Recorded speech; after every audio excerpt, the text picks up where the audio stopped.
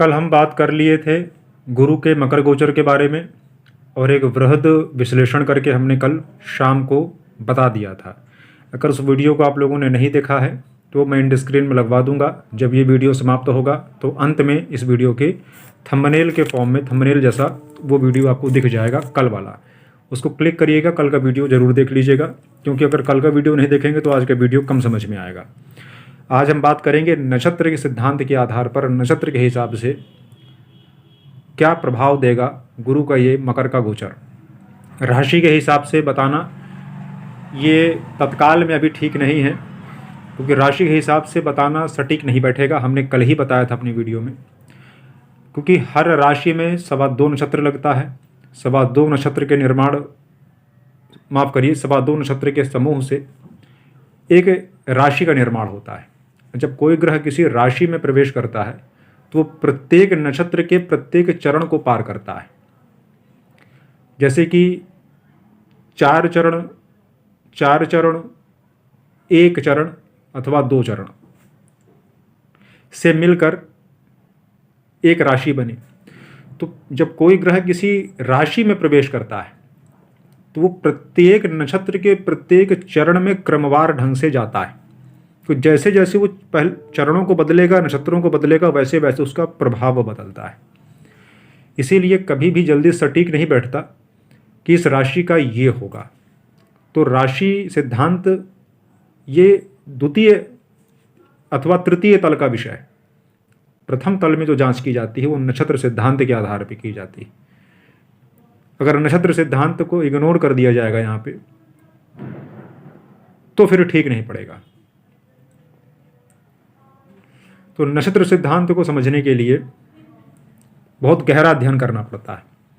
यह आसान विषय नहीं है, इसीलिए हम इसके लिए एक स्वतंत्र वीडियो बना रहे हैं। चाहते तो हम कल की वीडियो में ही इसको शामिल कर देते, लेकिन कल की वीडियो में हमने नक्षत्र सिद्धांत के आधार पर फलादेश नहीं किया। इसके लिए एक स्वतंत्र वीडियो हमने आज अलग से बनाने का प्रयास किया। हालांकि कुछ लाइटिंग की व्यवस्था कम होगी, कोई सेटअप आदि बहुत खास हम नहीं देख पाए। जहां हम बैठते हैं वहीं हमने कैमरा ओपन करके बनाना शुरू कर दिया। आवाज़ अगर पहुंच रही है तो उतना ही पर्याप्त है, चेहरे का कोई कीमत नहीं है। तो इसको समझने के लिए एक चीज़ की जानकारी होनी जरूरी है कि आपका जन्म किस नक्षत्र में हुआ है। आपका नक्षत्र आपको पता होना जरूरी है। और अगर नक्षत्र आपको नहीं पता है तो आजकल काफ़ी सॉफ्टवेयर हैं, उसमें अपना डिटेल आप डाल दीजिए, आपको नक्षत्र बता देगा। नक्षत्र और नक्षत्र स्वामी आपको बता देगा। अगर तब भी नहीं पता चलता तो किसी ब्राह्मण श्रेष्ठ के पास जाइए, वो आपको बता देंगे देख के, या किसी विद्वान ज्योतिषी के पास जाइए, वो बता देंगे देख के। नहीं तो हमारे पास आइए, हम बता देंगे, पर फीस चार्ज करेंगे। नक्षत्र सिद्धांत के आधार पर जो फल हम कथन करेंगे वो 90% होके रहेगा, लेकिन ये अंतिम नहीं माना जाएगा। अगर परमात्मा ने चाहा तो इसका तृतीय पार्ट भी बनेगा और उसमें हम स्थान के आधार पर भी फलादेश करेंगे कि किस भाव में, किस स्थान में अगर ये आपके पड़ रहा है तो क्या फल देगा। यानी कि फलादेश में 2 से 3 चीज़ों का ध्यान रखा जाता है। पहले नक्षत्र का ध्यान रखा जाता है। अगर नक्षत्र में फिट बैठ रहा है तो 70% 90% आप सही जाएंगे, ठीक फलादेश जाएगा। और बचा 10 से 20% वो स्थान, भाव आदि देखा जाता है, राशि आदि थोड़ी सी देख ली जाती है, तीनों चरण में, तीनों नक्षत्रों को मिलाकर। तो सबसे महत्वपूर्ण जो फलादेश हम करेंगे कम भाषा में करेंगे, बहुत लंबा इसको खींच के नहीं ले जाएंगे कि ये होगा, ये होगा, ये होगा। सामान्य भाषा में कर देंगे बस। कुछ और समझाना होगा, कुछ और दिमाग में आएगा तो समझा देंगे, अन्यथा अलग विषय इसको नहीं लेके जाएंगे। पुनः निवेदन करता हूँ कि वीडियो को शेयर करिएगा। यूट्यूब वीडियो को पहुँचाता है लोगों तक, मैं ऐसा नहीं कह रहा, पर बड़ा धीमे गति से पहुँचाता है। इसलिए 10 दिन में अगर 1000 लोगों तक ये वीडियो जाएगा तो अगर आप लोग शेयर करेंगे तो वो 1 दिन में भी जा सकता है, क्योंकि वीडियो देखते लोग हैं यूट्यूब जैसे जैसे धीरे धीरे, क्योंकि यूट्यूब का रिकमेंड करने का जो तरीका है वो एज वाइज है, वो एज के हिसाब से रिकमेंड करता है। एक एज ग्रुप को करेगा एक हफ्ता, फिर दूसरे एज ग्रुप को करेगा दूसरे हफ्ता, ऐसा करते करते वो साल भर तक चलाता है, तब तक समय निकल जाता है। इसलिए अगर व्यक्ति से व्यक्ति के द्वारा ट्रांसफ़र हुआ तो जल्दी पहुंचता है, और जब जल्दी जल्दी कोई चीज़ें ट्रांसफ़र होती हैं तो यूट्यूब के वो साइकिल में फंस जाता है और तेज़ी से वायरल होता है। पहुंचेगा तब भी, पर देर लग जाएगी, इसलिए अगर आप पहुंचाएंगे तो जल्दी हो जाएगा। खैर, चाहे आप पहुंचाए चाहे यूट्यूब पहुंचाए, वो हमारा लेना देना नहीं है, हमारा काम कहना है, बाकी हम आप तक पहुंचा दें ये हमारा काम है। सही जानकारी सिर्फ इसी चैनल में हम आपको दे रहे हैं, और भी विद्वान हैं जो दे रहे हैं इस समय यूट्यूब में सही जानकारी, बाकी तो सब पोंगा स्थिति बनाए के चल रहे हैं भैया, अब हम क्या बताएं। क्योंकि जैसे ही शनि ने जैसे ही गुरु का मकर में गोचर हुआ, आधा अधूरा लेके खटिया खड़ी हो गए सब लोग अपनी अपनी, और बिल्कुल गलत बात है ये, क्योंकि इससे लोगों का विश्वास फिर ज्योतिष से उड़ जाता है, सटीकता बैठती नहीं है और फिर ड्रामा करते हैं लोग। आशा करता हूँ आवाज़ आप पहुँच रही होगी। लाइटिंग व्यवस्था थोड़ी कम है तो चेहरा काला कलूटा दिख रहा होगा, ठीक है, तो चेहरा बर्दाश्त कर लीजिएगा, आवाज़ सुनिए, शेयर करिएगा। काहे कि मोछा बड़े टाइट हो गए हैं आजकल, इसलिए बात हमारी माना करिए, ठीक है। हाँ, चलिए क्रमवार हम बात करते हैं, अपने अपना जन्मांक खोल लें और नक्षत्र को देखना शुरू करें। बहुत ही सूक्ष्म गणना है ये, समझें। लिख लिया है इसलिए देखता भी जाऊंगा। अगर आपका जन्म सूर्य के नक्षत्र में हुआ है, अब सूर्य के नक्षत्र कौन कौन से हैं हर ग्रह बताऊंगा, ग्रह के नक्षत्र भी बताता जाऊंगा साथ में। उसके पहले इतना फिर से एक बार दोहरा देता हूं, बस दोहराने की ज़रूरत नहीं है, क्योंकि अगर जिसने कल का वीडियो देखा है वो तो तुरंत जान जाएगा, लेकिन जिन्होंने कल का वीडियो नहीं देखा है, आज देख रहे हैं, तो पहला रिक्वेस्ट है कि वीडियो के अंत में एंड स्क्रीन में जाके रुकिएगा, यानी कि पूरा वीडियो देखिएगा तो एंड स्क्रीन में वो वीडियो कल वाला आ जाएगा, उसको क्लिक करके एक बार देख लीजिएगा, नहीं तो समझ में कम आएगा, इसलिए दोहरा दे रहा हूँ कि देवगुरु बृहस्पति मकर में प्रवेश किए हैं, लेकिन सूर्य के नक्षत्र में किए हैं और पहले चरण में किए हैं। सूर्य को केंद्र मानकर यह फलादेश होगा, लेकिन सिर्फ गुरु का फलादेश यहाँ नहीं होगा, यहाँ पर शनि की युति भी साथ में ली जाएगी, और शनि भी सूर्य के तीसरे चरण में, नक्षत्र के तीसरे चरण में, सूर्य के नक्षत्र के तीसरे चरण में, ठीक है। ये कल बताया गया है विस्तार से, आज हमने खाली थोड़ा सा एक हाईलाइट मार दिया, बस हो गया। अब अगर आपका जन्म सूर्य के 3 नक्षत्र में किसी में भी है, कौन कौन से 3 नक्षत्र मिलाइए, लिख लीजिए कहीं पर। सूर्य के 3 नक्षत्र होते हैं। पहला कृत्तिका, उत्तराषाढ़ा, उत्तरा फाल्गुनी। कृत्तिका, उत्तराषाढ़ा, उत्तरा फाल्गुनी। अगर इन 3 नक्षत्र में किसी एक में भी आपका जन्म हुआ है, एक में ही होगा, तीनों में तो होगा नहीं, तो ये गोचर शुभ फलदायी है, अच्छा परिणाम करेगा, लाभ उठाइए इस गोचर का। इस सूर्य के नक्षत्र में जन्मे लोगों के बारे में विस्तार से नहीं कहेंगे, क्योंकि सूर्य के ही नक्षत्र में गुरु और शनि है। हालांकि सूर्य के नक्षत्र में जन्मे लोगों के बारे में बात नहीं करनी चाहिए थी यहाँ पर, लेकिन हमने हल्की सी बात कर ली। क्यों नहीं करनी चाहिए थी, उसके लिए पर्याप्त कारण है। तो सूर्य के नक्षत्र में जो व्यक्ति जन्मे हैं उनके लिए गोचर ठीक है। नक्षत्र कौन कौन सा मैंने बता दिया आपको, तीनों नक्षत्र के नाम बता दिए। अब बात करते हैं चंद्र नक्षत्र के बारे में, कि चंद्रमा के 3 नक्षत्र में जिनका जन्म हुआ है उनके लिए ये शनि और गुरु की युति एक साल क्या करेगी। हस्त, रोहिणी, श्रवण, ये चंद्रमा के 3 नक्षत्र हैं। अगर इन 3 में किसी एक में आपका जन्म हुआ है तो आप आनंद मनाइए, बहुत बढ़िया है, 1 वर्ष तक गुरु और शनि आप पर मेहरबान हैं। आनंद उठाइए और वीडियो शेयर कर दीजिएगा। मंगल के 3 नक्षत्र में जिनका जन्म हुआ है, मंगल के 3 नक्षत्र कौन कौन से? चित्रा, धनिष्ठा, मृगशिरा। अगर इन 3 नक्षत्र में किसी का जन्म हुआ है तो वो मंगल का नक्षत्र है। अगले 1 साल तक बम बम है आपकी भी, बेहतर है आपके लिए, सक्सेस जोन में है, बेस्ट। हिम्मत करिए, आगे बढ़िए। राहु अगर आपका नक्षत्र स्वामी बनता है, स्वाति, शतभिखा, आर्द्रा, अगर इन 3 में किसी एक में जन्म हुआ है, स्वाति, शतभिखा, आर्द्रा, तो आप हुए राहु के नक्षत्र के व्यक्ति। आपके लिए कष्टकारी है, सावधान रहिए।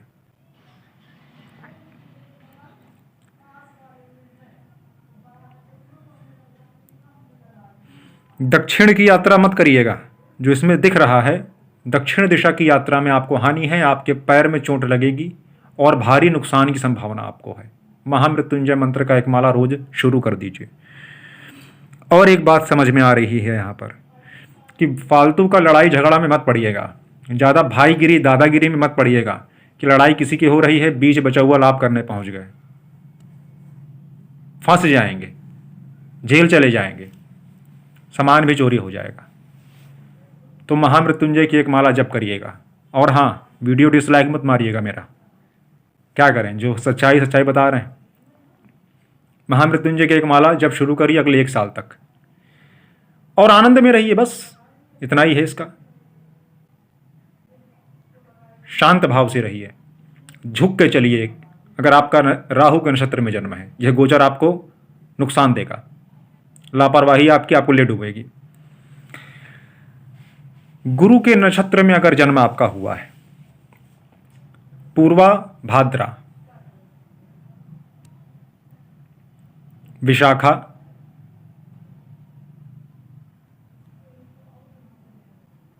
और बताओ एक ठो नहीं याद, पुनर्वसु, याद करते जाइए। जो ज्योतिष के विद्यार्थी हैं उनको तो बोलना चाहिए था, लिखना ही चाहिए था कम से कम।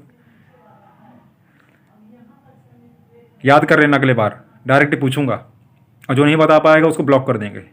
इतना तो याद रखना चाहिए। पुनर्वसु, विशाखा, पूर्वा भाद्रा। अगर इसमें आपका जन्म हुआ है तो आप गुरु के नक्षत्र के हैं। तो आपके लिए क्या है? तो शनि तो 2.5 साल तक, जो जिसमें कि 24 जनवरी से अब तक का समय 1 साल निकल गया, बचा 1.5 साल, और गुरु 1 साल रहेंगे, तो कुल मिलाकर 1 साल की अभी हम बात करें तो क्या देने वाले हैं ये दोनों मिलके आपको। तो अगर सबसे ज़्यादा लाभ किसी को मिलेगा तो आपको, बम बम चकाचक धमाधम, जो भी पांसा फेंकेंगे सफल हो जाएंगे, क्योंकि शनि और गुरु की युति आपको बहुत कुछ देने जा रही है। अब वीडियो को लाइक भी करना, शेयर भी करना। आगे बढ़ते हैं। गुरु के नक्षत्र वाले हल्के में न लीजिएगा। गुरु के नक्षत्र में अगर आपका जन्म हुआ है, विशाखा, पुनर्वसु, पूर्वा भाद्रा, तो ये हल्के में न लीजिएगा। अगर आपने इसको कैश न कराया 1 साल तक इस टाइम को, तो आप फिर जानिए बहुत बेस्ट समय आ रहा है, कि गुरु और शनि की युति बहुत अद्भुत है। शनि के 3 नक्षत्र उत्तरा भाद्रा, अनुराधा, पुष्य, अगर इन 3 नक्षत्रों में आपका जन्म है तो नुकसान है, हानि है। आप भी 1 माला महामृत्युंजय प्रतिदिन शुरू करिए। झंझट, झगड़ा, कोर्ट कचहरी, मुकदमा बिना मतलब का अगर चल रहा है तो हानि की संभावना प्रबल है। तो अगर शनि के 3 नक्षत्र जो मैंने अभी बताए इसमें जन्म है तो झंझट झगड़ा आपत्ति विपत्ति आएगी। बच के रहिए, शांत रहिए, महामृत्युंजय की एक माला रोज जपिए। इससे बच नहीं सकते तो उपाय हम जो बताए हैं उसे कर लीजिएगा। अच्छा, लड़ाई झगड़ा घर भी रहेगा और बाहर में भी रहेगा। अच्छा, एक बात और हम बता दें, ये अभी से नहीं, ये सब 1 साल मतलब 24 जनवरी से ही चल रहा है। जो अभी हम बता रहे हैं सबके लिए, तो खाली ये अभी से नहीं हो रहा उनके साथ। जिसको लाभ बता रहे हैं उसको लाभ जैसा स्थिति अभी से नहीं दिख रहा, जिसको नुकसान बता रहे हैं उसको नुकसान जैसी स्थिति अभी से नहीं दिख रही। ये 24 जनवरी के बाद से लोगों के साथ शुरू हो गई है, चाहे लाभ हो चाहे हानि हो। अब उसमें लाभ अगर हम बताएं तो लाभ में बढ़ोतरी होगी, जिसको हानि बता रहे हैं उसकी हानि में बढ़ोतरी होगी, क्योंकि एक ही नक्षत्र में दोनों को संचरण शुरू है।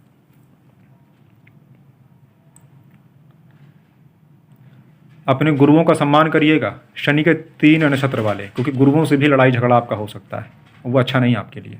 आगे बढ़ते हैं। अगर बुध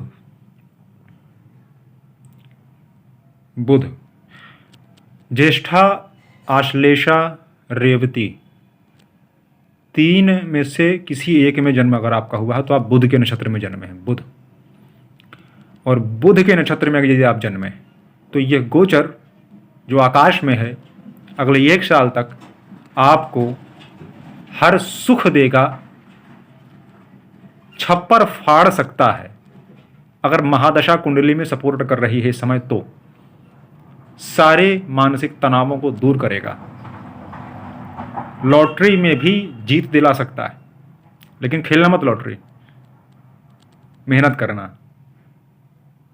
जबरदस्त है, दोनों हाथ खोलकर ईश्वर आपको इस समय देगा, क्योंकि आपने बहुत कष्ट झेला है।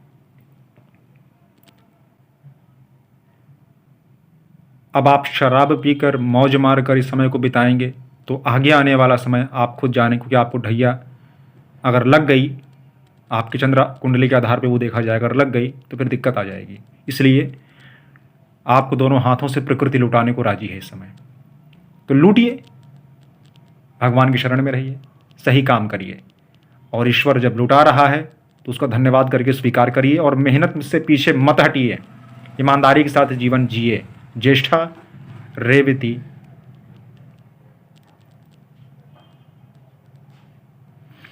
केतु, अब केतु के नक्षत्र की बात कर लें, बुध की हो गई।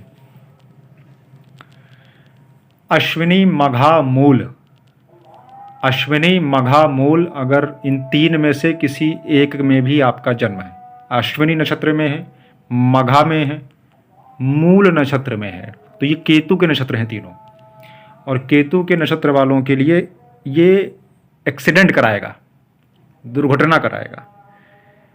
ऑपरेशन, अगर ऑपरेशन का इच्छा हो रहा है कि किसी चीज़ का ऑपरेशन कराना है, मतलब सर्जरी जिसे कहते हैं, तो उसे 1 साल तक टाल दें, या तो बहुत शुभ मुहूर्त कोई देखना हो तभी देख के करवाएं, अन्यथा फिर नुकसान है।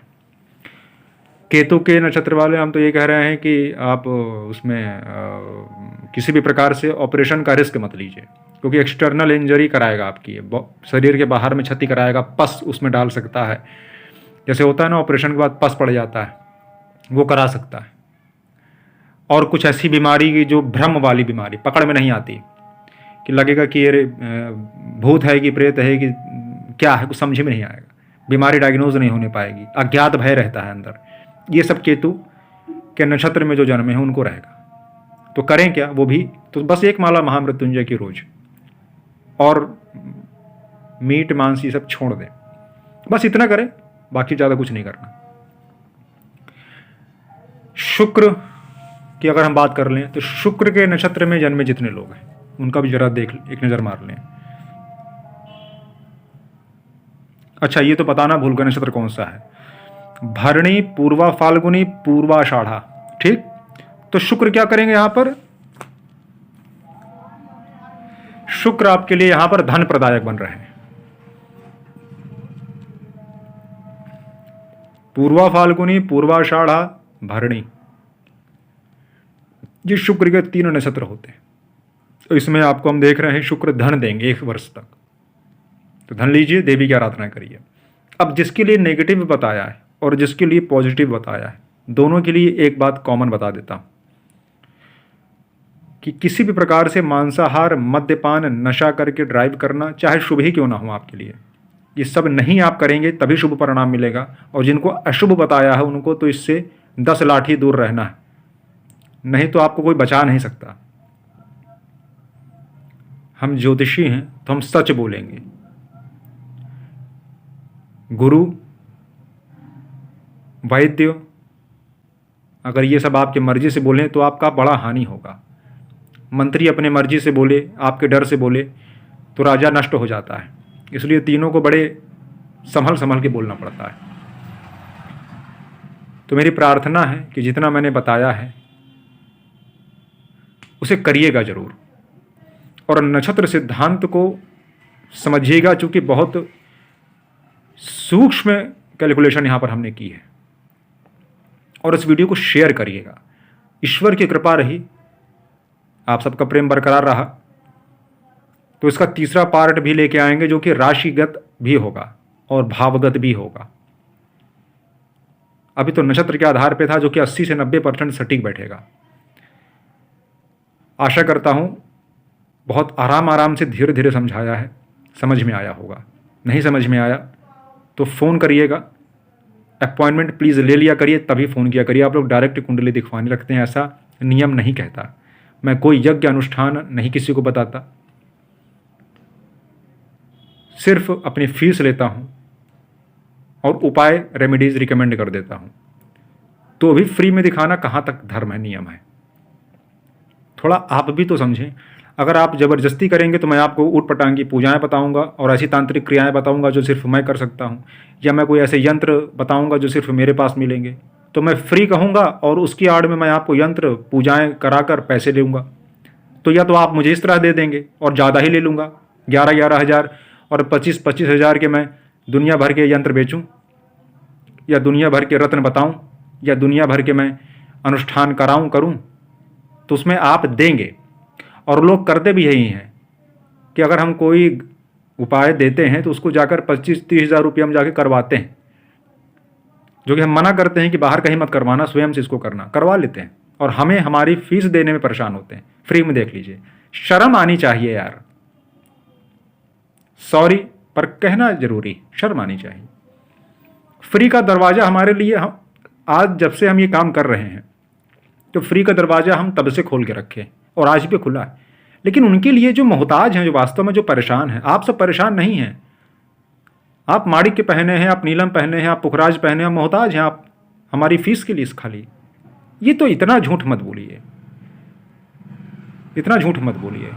और ऐसा नहीं है कि मतलब ये बात जो मैं कह रहा हूँ मैं बड़ा मोहताजगी से कह रहा हूँ, नहीं। डेली 5-6 अपॉइंटमेंट हमारे फिक्स रहते हैं। लेकिन ये उन लोगों के लिए है कि जो हमको बेवकूफ़ समझते हैं। बेवकूफ़ मत समझिए। आप जब मैसेज टाइप करते हैं ना, तो आपके मैसेज टाइप करने के तरीके से हम पकड़ लेते हैं कि आप कितने पानी में हैं। तो ना हमें बेवकूफ़ समझिए, ना अपना समय खराब करिए। सच्चाई के साथ आइए, आपका समाधान किया जाएगा। होशियारी मत करिएगा, प्रार्थना है। ये वैदिक ज्ञान, दैविक ज्ञान ईश्वर तक, जो ईश्वर ने हमें दिया, हम आपको दे रहे हैं।